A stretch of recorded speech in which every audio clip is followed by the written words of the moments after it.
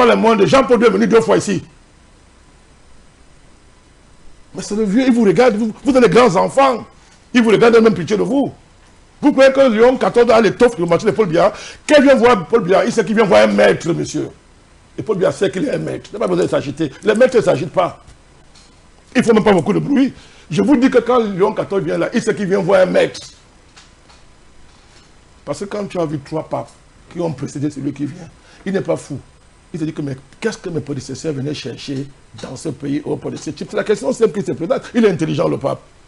Mais il se pose cette question, il n'est pas fou. Et quand il vient, il sait quand même où il met les pieds. Il sait où il met les pieds. Vous parlez de quoi?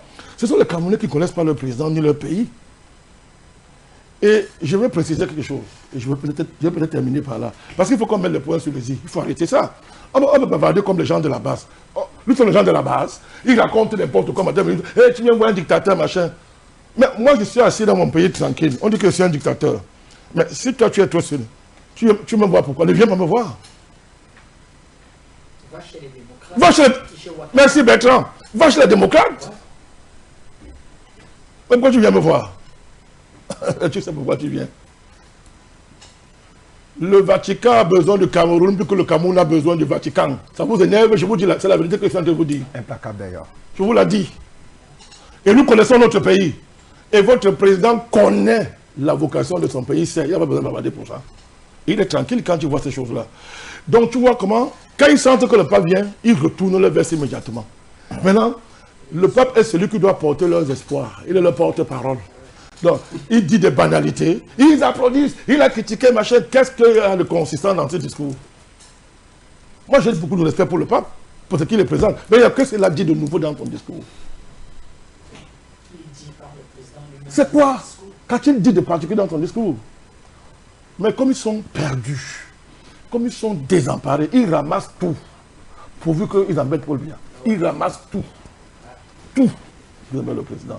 On ne va pas crier avec les perdus. Vous voyez, le pape ne peut pas bénir le Cameroun. Pourquoi?